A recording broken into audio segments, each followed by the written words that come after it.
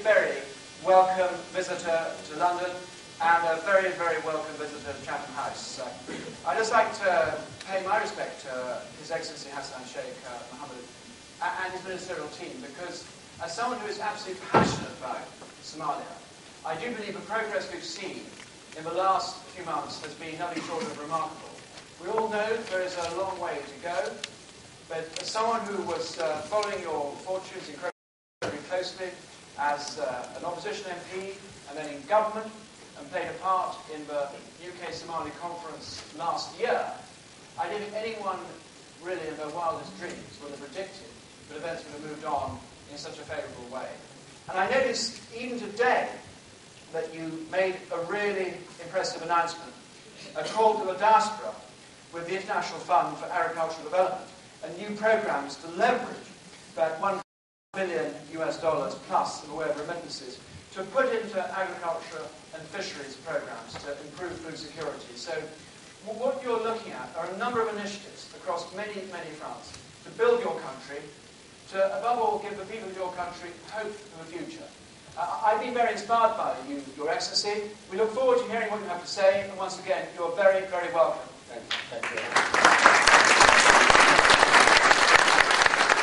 And we can't take anything for granted, and it's also equally imperative that the world community doesn't get distracted, because it would be very easy for the world community to pat itself on its back for the work it's done and to look elsewhere, but they need to keep a very, very close eye on what's happening.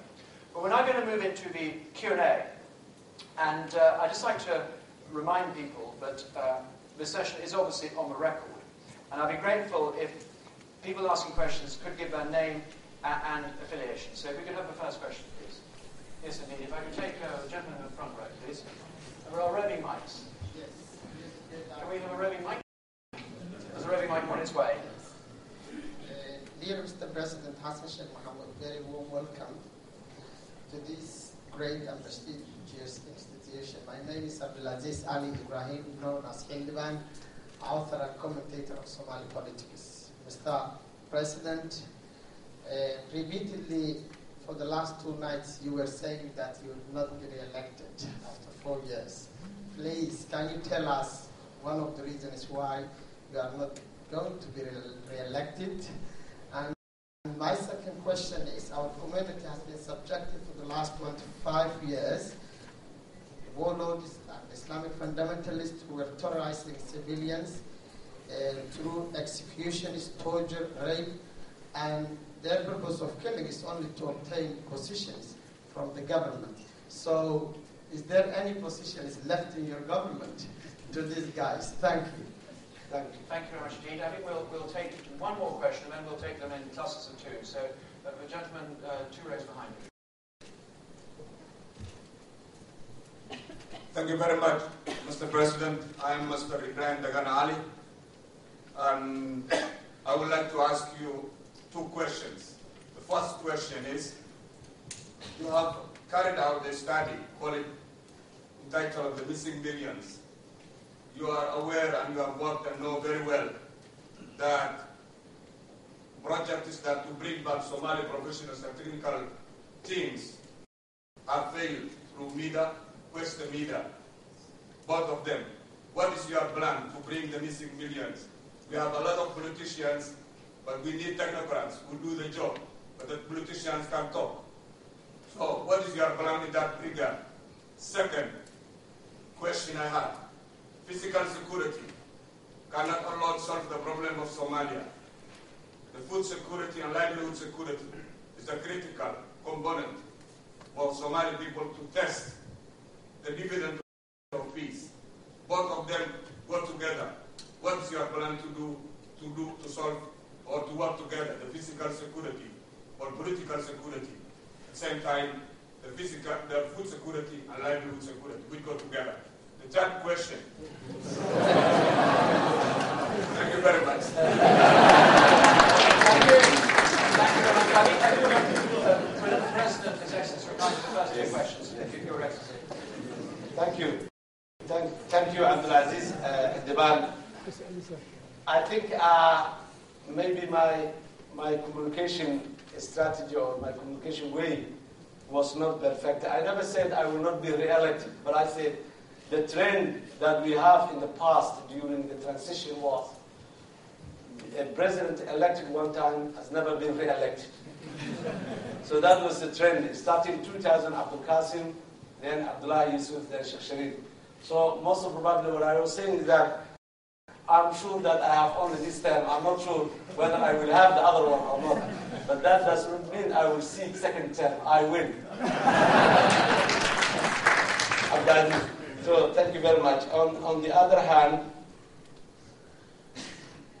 the Somali government or the political space for Somalia is open for all Somalis, provided that one has to come through the channels, the space that has been provided on the basis of the tools and the instruments in place. We cannot allow someone to come, and that is at the standard, someone to come into political, or, for example, someone using violence as a means to reach a political end. That's not acceptable. But any Somali who denounces violence, who denounces, who recognizes Somalia and Somalis as a nation and as a state that exists and who respects it is all it has, is most welcome. And who wants to seek the political end through peaceful means, not through the gun in his hand. So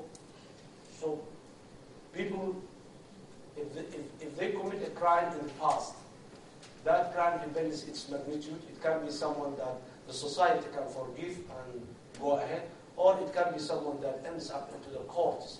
So I'm not the one who will judge definitely that, but every Somali citizen has the right to have a political space and be part of the political process as far as he goes with the norms that have been put in place by the Somalis. Ibrahim Dagane, yes, you're right, and I worked on that research and that document, and I'm very glad people who co-authored with me on that document are still around. The missing millions was mainly concerned on the role of the diaspora in the reconstruction, in the recovery and the reconstruction of Somalia, and that need is still there. Me now, when I came to the office, I started organizing or planning to establish an office whereby the diaspora is engaged in the recovery and the reconstruction of Somalia. And as late as today, I was discussing with Prime Minister David Cameron on how the United Kingdom government can support us, organize that office and establish the network, since UK is the country that has got the largest Somali diaspora. So that idea is still there. We're working on it. We are a bit late, but we are working on it, and we believe that the diaspora, the Somali diaspora, is an asset for the recovery and the reconstruction of Somalia. And we will soon hear the offices and the programs that the government